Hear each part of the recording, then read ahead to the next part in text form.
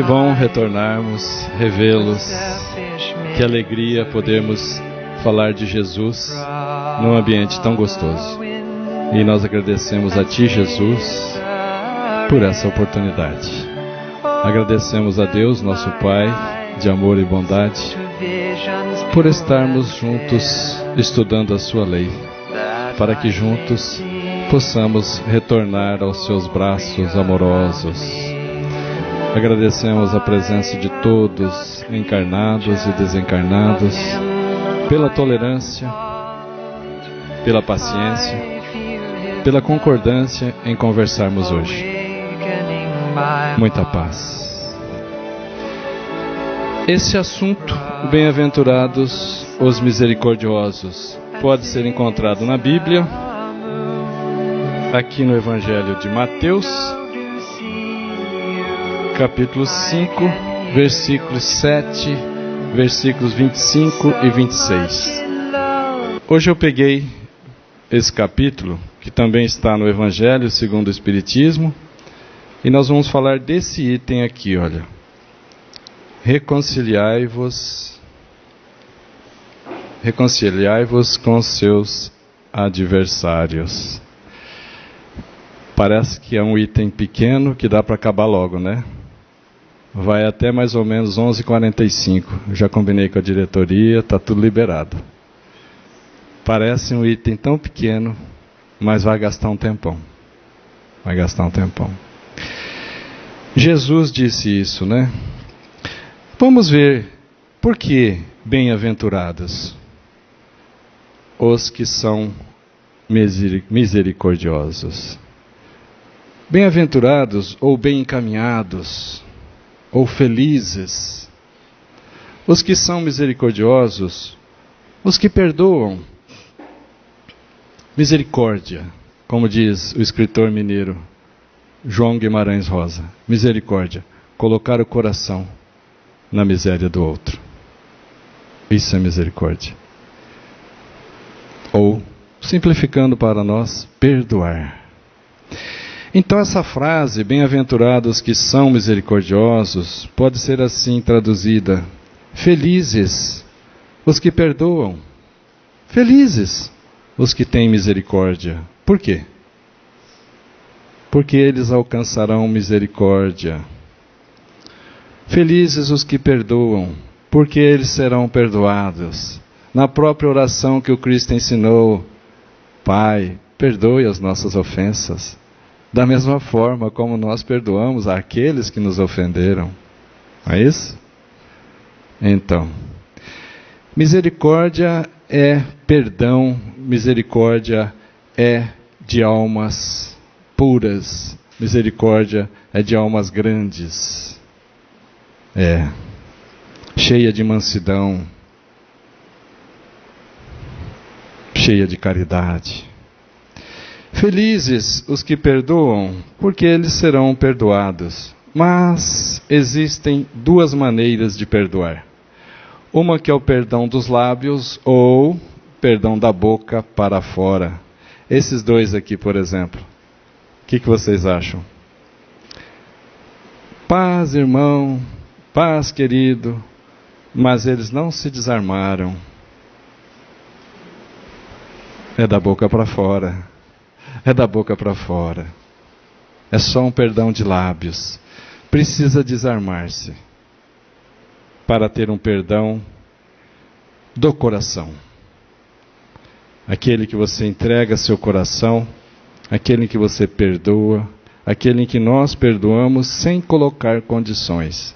Porque tem gente que diz assim: eu perdoo, mas tem essa e aquela e a outra condição.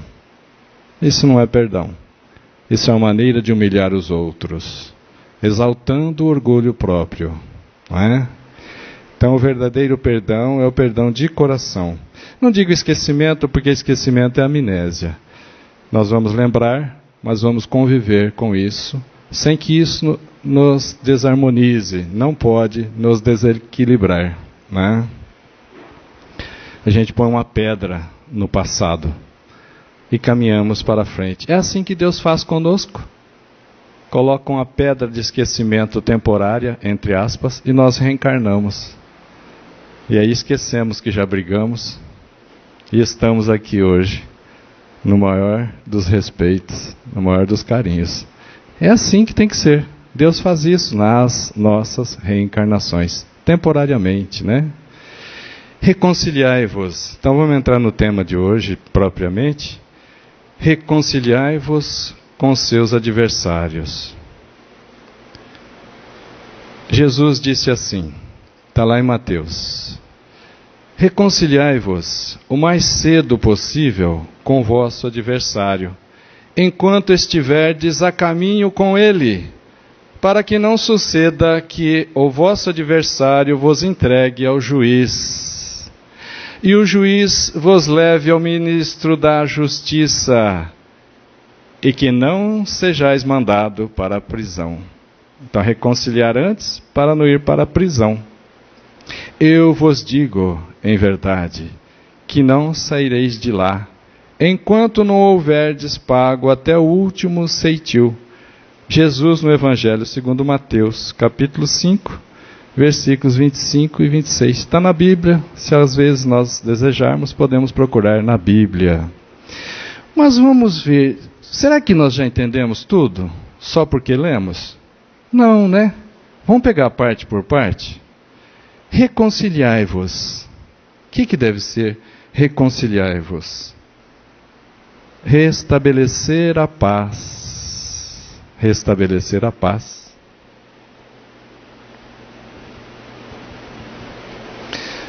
Ou harmonizar-se, ou equilibrar-se. É isso. Reconciliai-vos. E também para evitar doenças. Nós já estudamos juntos aqui que o hipotálamo produz hormônios. Depende do que nós pensamos. Se pensamos no bem, produz hormônio do estresse. Se pensamos no bem, no amor, produz hormônio do amor, ocitocina. Se pensamos em coisas ruins, em sentimentos inferiores, como o ódio, o orgulho, o egoísmo, a falta de fé, ele produz hormônios do estresse, que traz infelicidade. Então, restabelecer a paz o mais cedo possível. Qual que é o mais cedo possível? Agora. Hoje e agora, isso mesmo. Não vamos deixar avolumar o mal-entendido, a pendenga. Não vamos deixar agravar-se mais. Tem uma passagem do Evangelho que Jesus diz assim: quando fores fazer uma oferenda e lembrar que tende algo contra alguém, ou que alguém tem algo contra ti, deixai a oferenda na frente do altar e ide primeiro reconciliar-vos com seu irmão. Depois faça a sua oferenda no altar. Que altar é esse? O altar da consciência. Porque quando nós formos orar em qualquer lugar, a consciência está junto, e o altar está junto. E a consciência nos cobra. Vai lá, vamos lá reconciliar primeiro, para que a nossa oração se eleve aos pés do Pai amoroso. Então, também tem esse entendimento, né? Com o vosso adversário.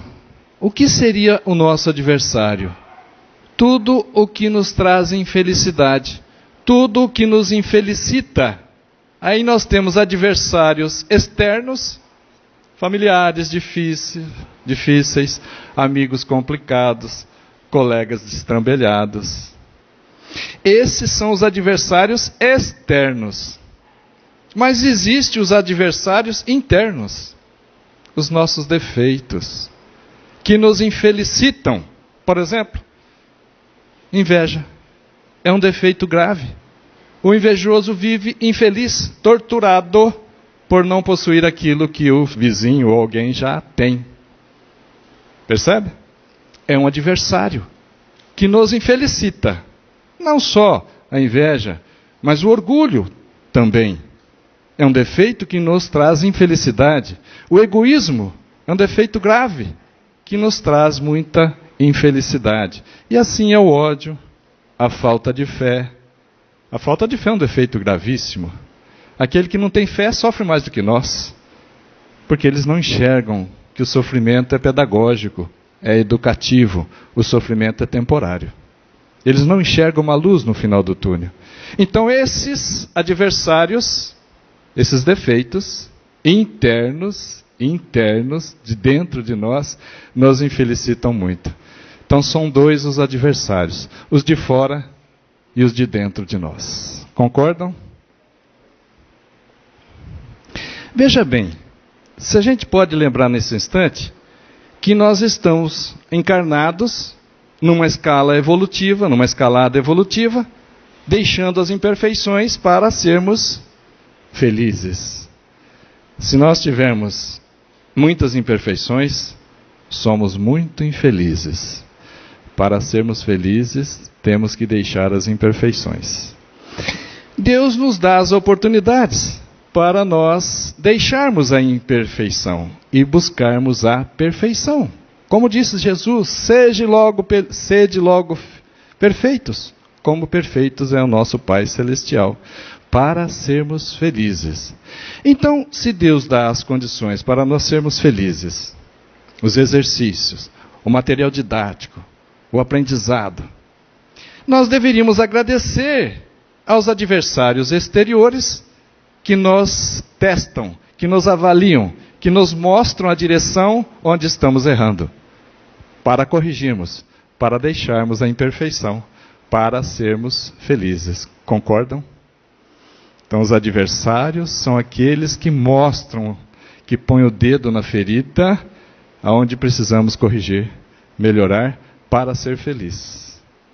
E os adversários internos são esses defeitos que nos infelicitam, como o orgulho, o ódio, o egoísmo, a falta de fé. Esses 4 são os principais. Vou só pegar pesado neles, os outros derivam desses 4, né? Enquanto estiverdes a caminho com Ele, por exemplo, encarnado, reconciliamos com aqueles que estão encarnados conosco, nós vamos ver por quê. Tem consequências drásticas se não fizermos isso. Reconciliar com aqueles que estão a caminho conosco, aqueles que convivem conosco, que seja o cônjuge, que seja os familiares, que seja os colegas de trabalho, colegas de religião, os amigos, por que não? Às vezes tem um mal entendido só, e não podemos deixar avolumar. Por isso, reconciliar agora, já, né? Aproveitar sim a oportunidade. Então, para que não suceda que o vosso adversário vos entregue ao juiz. Quem é o juiz? A nossa consciência. Quando nós fazemos algo errado, a consciência nos cobra. Quando nós fazemos algo errado, nós entramos em arrependimento. E o remorso às vezes é muito forte. Podemos ir para uma colônia de férias, com tudo pago por alguém, que a gente será infeliz, porque junto vai a consciência nossa. O juiz mais justo, mais rigoroso, mais honesto possível, a nossa consciência. Percebe? A nossa consciência é onde está escrita a lei de Deus, justamente para que nós não nos perdêssemos. A lei de Deus não poderia estar escrita em outro lugar, senão teria pedágio, senão teria que pagar ingresso caro para lá buscarmos a lei de Deus. A lei de Deus está em nossa consciência. Então, vamos reconciliar antes que a nossa consciência fique desarmonizada.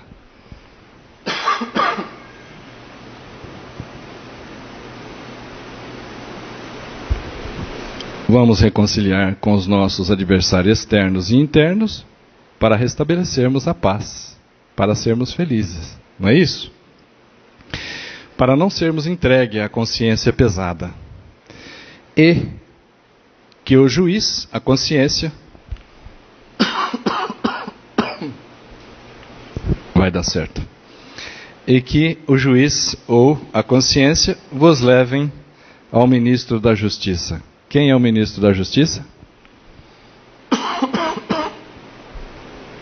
A lei de causa e efeito. Ministro que impõe, ministro que realiza a justiça.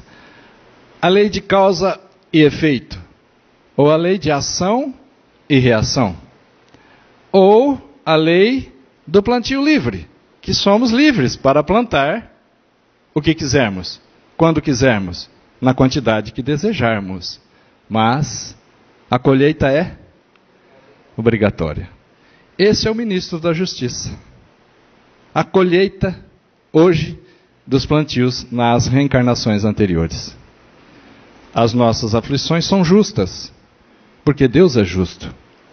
Plantemos o bem hoje. Façamos a semeadura correta hoje, para colhermos amanhã e nas próximas reencarnações. Então, para evitar, não é isso? Para evitar a inevitável, aquela que não deixa passar, que é a lei de ação e reação, a lei de causa e efeito.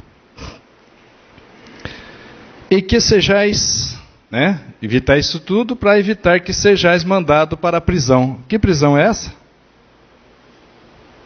Que prisão é essa? A consciência é o nosso juiz. A prisão é a reencarnação. Porque o espírito quando está fora do corpo, ele está livre. Quando ele está encarnado, ele sofre as consequências do calor, do frio, da fome e etc. O corpo físico para o espírito é uma prisão. Não tenhamos dúvida, é o cativeiro.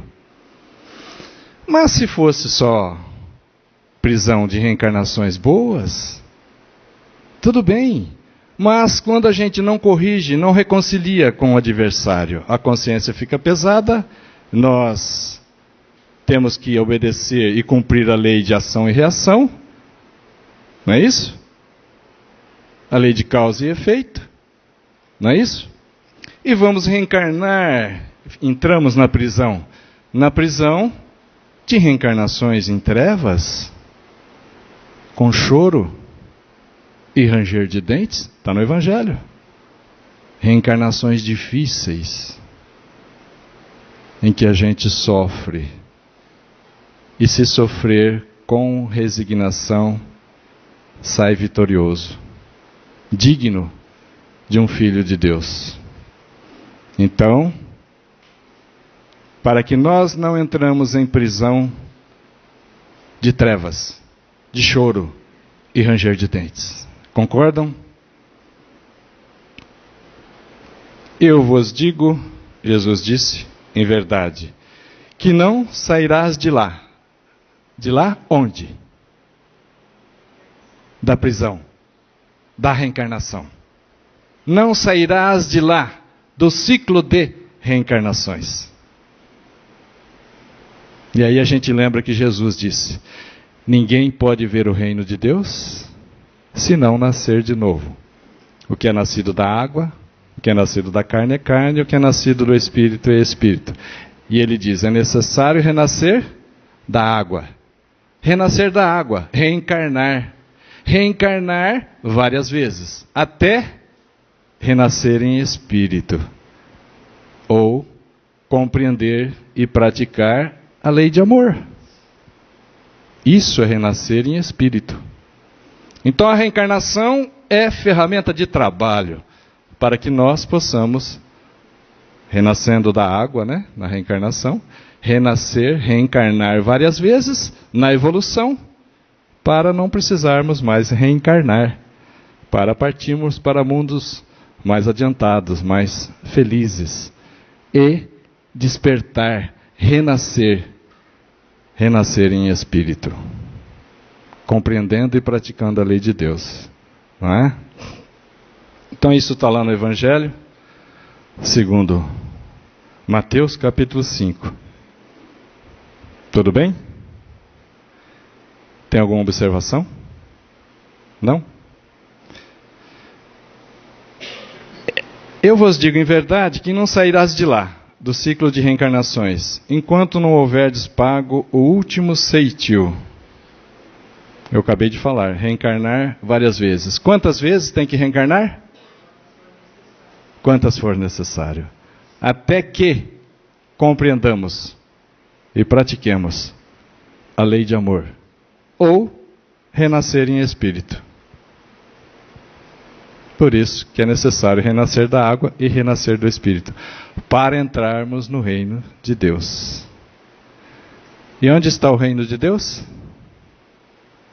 Conforme Lucas disse, né? Está lá no Lucas capítulo 6, capítulo 17, eu não lembro o versículo, mas os fariseus perguntaram para Jesus, quando? A pergunta era quando chegará o reino de Deus? E a resposta foi, o reino de Deus não virá com as aparências externas. O reino de Deus não virá com aparências externas, como se diz, ei-lo aqui, ei-lo ali, porque o reino de Deus está dentro de vós. Por isso é necessário construir dentro, para não sermos surpreendidos, como foi Frederico Figner, um diretor da Federação Espírita Brasileira, que foi um arrojado, um grande empresário, dono da gravadora Odeon, dos discos, aqueles discos LP de vinil. E na diretoria da Federação Espírita Brasileira, quando quiseram publicar livros espíritas, nenhuma editora queria fazê-lo. Por quê? Queima editora. No passado, o preconceito era muito maior. Nenhuma editora queria se envolver com o espiritismo. Frederico disse, se eles não querem publicar, nós criamos a nossa editora. A editora da Federação Espírita Brasileira. Frederico ajudou a construir a sede da Federação Espírita Brasileira. Mas quando ele desencarnou, embora ele tenha sido acolhido por Bezerra de Menezes, ele se sentiu desconfortável. Por quê? Frederico via luzes naqueles que trabalharam com ele, nos centros espíritas, aqueles que trabalharam com ele na Federação Espírita Brasileira. E Frederico tinha uma luz apagada. E ele disse para Bezerra de Menezes, por que eles têm essa luz? Eu construí isso, eu construí aquilo, eu construí o parque gráfico da FEB. E Bezerra de Menezes falou assim, e meu filho, quanto você construiu aqui dentro? Frederico era muito inteligente, bastou isso para ele ficar muito impressionado, muito entusiasmado em querer falar isso para todos nós. Não só para os familiares dele, não só para os amigos e colegas, mas falar para todos nós. Bezerra de Menezes leva Frederico na fila em Uberaba para que Chico Xavier psicografasse. Para que Chico Xavier psicografasse. Mas tinha uma fila enorme. E Frederico ainda recém-desencarnado, não ocorreu milagre, com pouca paciência, com pouca tolerância. Frederico diz para Emmanuel nessa hora, que Emmanuel colocou ele numa fila enorme. Mas uma fila enorme dessa, eu sou espírita há tantos anos, aquele tal de André Luiz já está psicografando.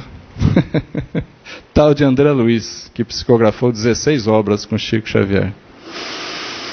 Mas Frederico vence a sua impaciência e publica e escreve, através das mãos maravilhosas de Chico Xavier, o livro Voltei. Irmão Jacó. Foi um pseudônimo que Frederico Figner precisou usar, porque os familiares não o reconheciam. Os familiares diziam que aquela obra não era dele. e para não criar atrito, ele coloca um pseudônimo. Jacó é um nome que ele teve numa das reencarnações lá no povo hebreu. Então ele percebeu que precisamos construir aqui dentro. Por isso, Jesus, em todos os seus ensinamentos, ele está preocupado com isso. Construir dentro. Consequências de não reconciliar. Está aí, ó, cenas do filme Nosso Lar. Que vinha do fundo da minha alma. Em que André Luiz Mas fui ouvido. Estava aí por 8 anos e foi ser socorrido. Foi socorrido. Tem jeito de deixar mais uma só por causa da filmagem? Pelo amor de Deus. Senão não, tem jeito de acender um pouquinho mais? Por causa da filmadora.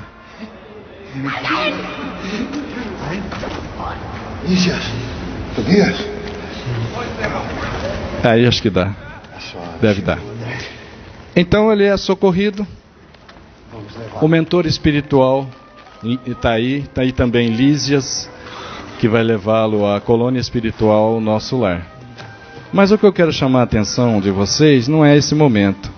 É logo em seguida, quando o mentor convida esses outros que estão no umbral grosso. Umbral grosso.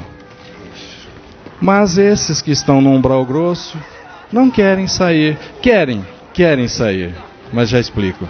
Quer ver? Ele vai convidá-los. O mentor vai convidá-los agora. Ele não merece! Eu não vou me arrepender!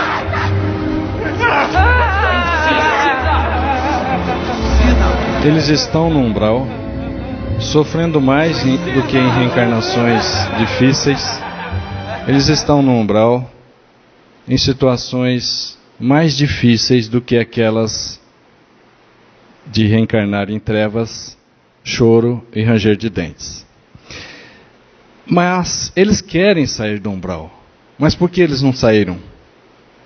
Porque primeiro eles querem vingar-se um do outro, o outro do um. Eles querem sair de lá, mas eles não querem deixar para trás sem vingar-se.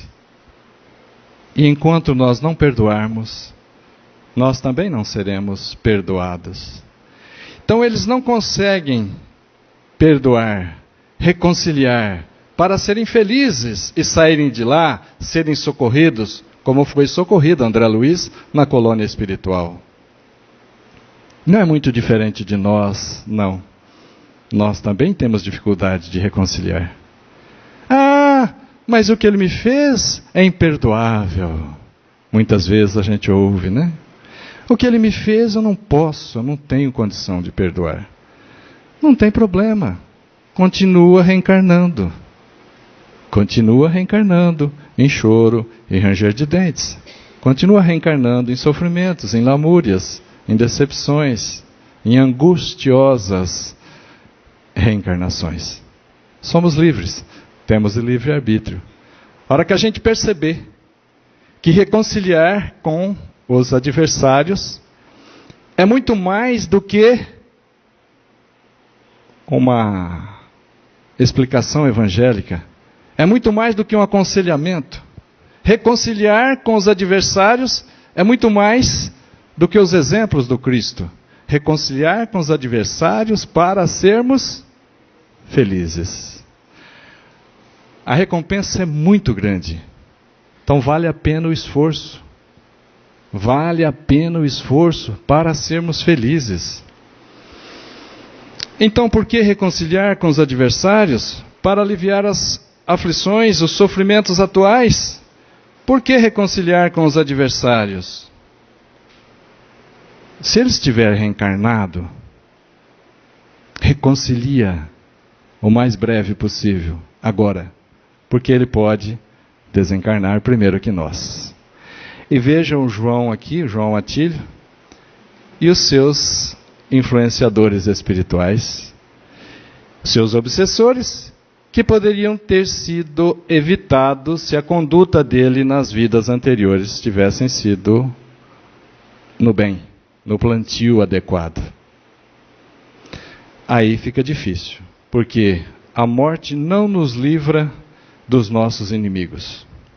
O desencarne deles antes de nós é mais grave, porque eles podem não ter nos perdoado. Concordam? E aí tem um ditado que diz assim: morta a cobra, cessa o veneno. Para o homem isso não é verdade. Morto o homem, não cessa o veneno, entre aspas, do seu ódio, do seu perigo na perseguição. Então, morto o homem, não cessa o seu veneno, porque ele desencarnado tem mais liberdade para nos perseguir, com mais frequência e com mais intensidade. Por que reconciliar com os adversários? Justamente aqui, ó. Essa moça está encarnada. Por causa desse cordão de prata, a gente sabe que ela está encarnada.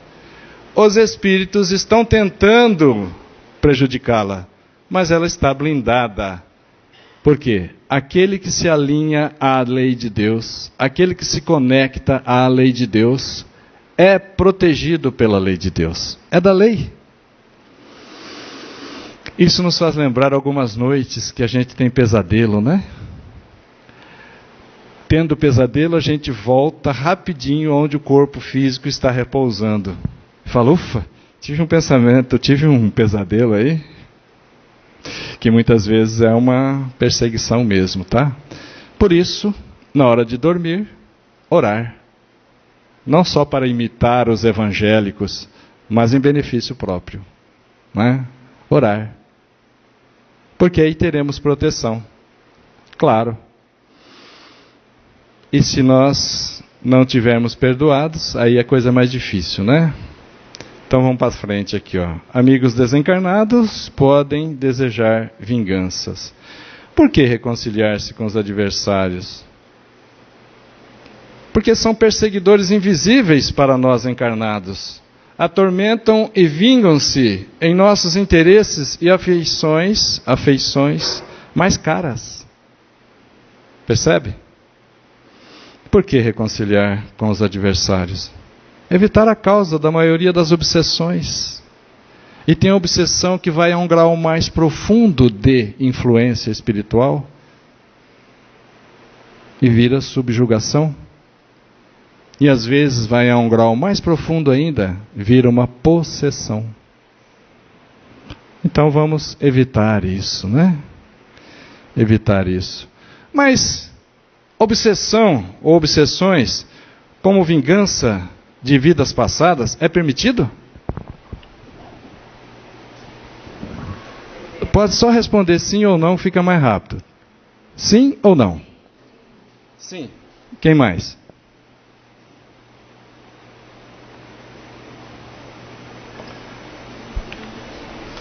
Quem disse não acertou também. Para agradar todo mundo.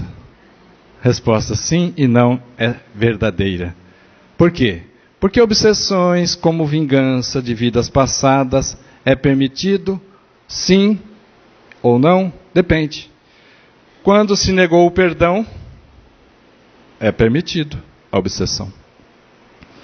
Pois não perdoar é faltar com a indulgência, é faltar com a caridade. Então, nesse caso, o Joãozinho vai ser perseguido sim. E já vou explicar também por quê. O benefício dessa perseguição. Mas, obsessões como vingança de vidas passadas não é permitido. Não, quando se perdoou o próximo. Ou se reparou o mal causado ao próximo. Percebe?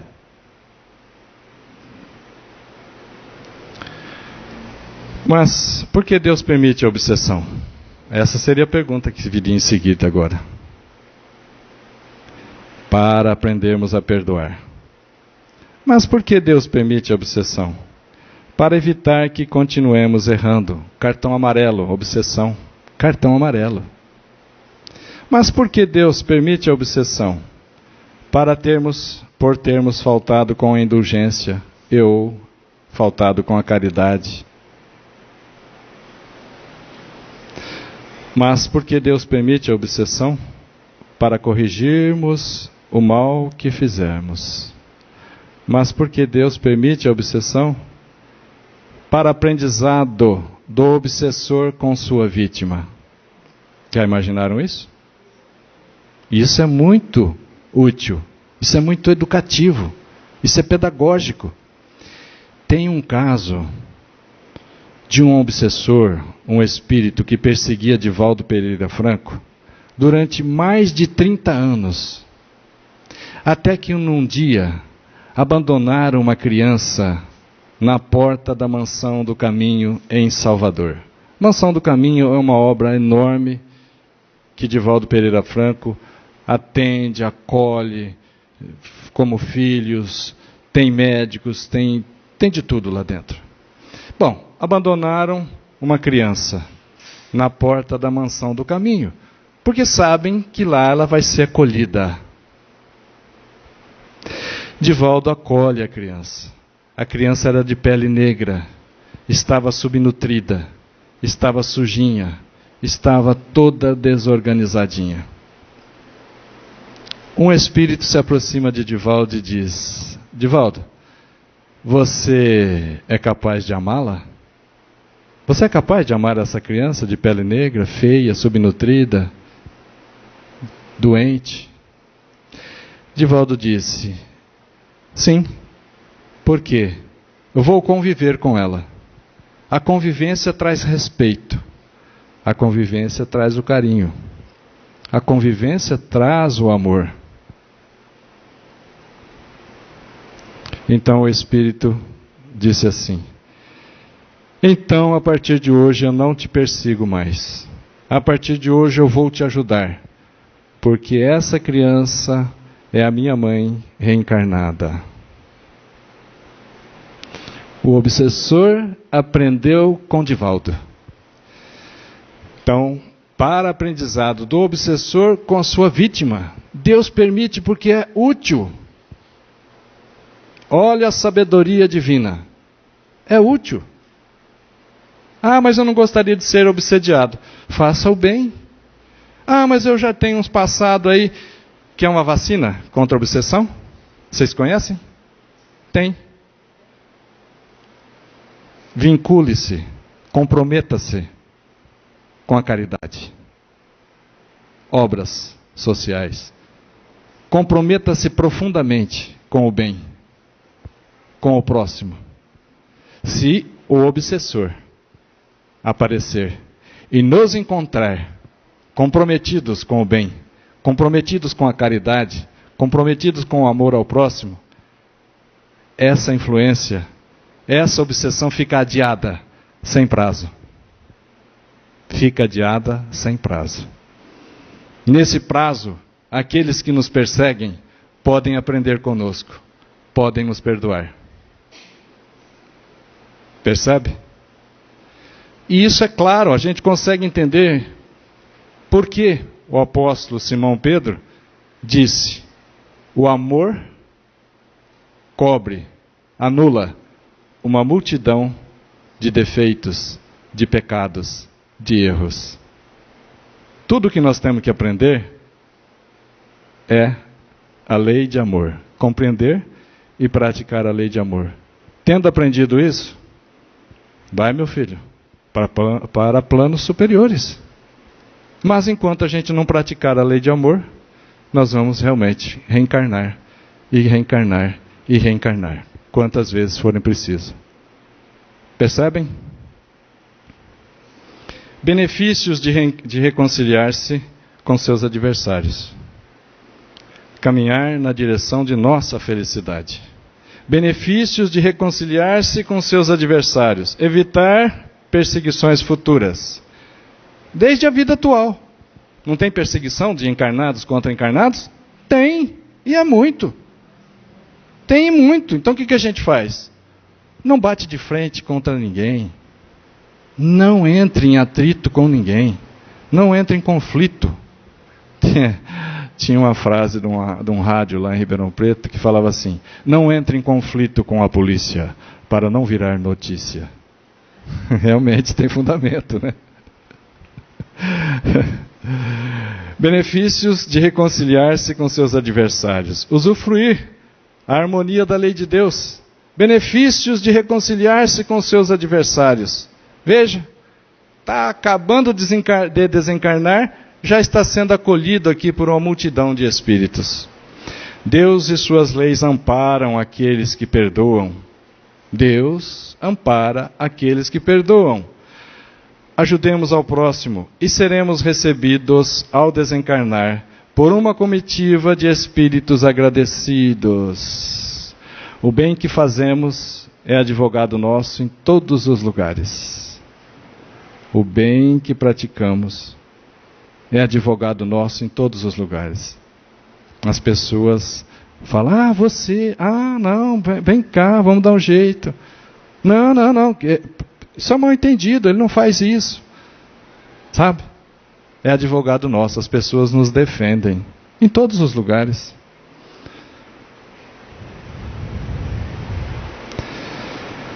Benefícios de reconciliar-se com seus adversários. Esse é o melhor deles.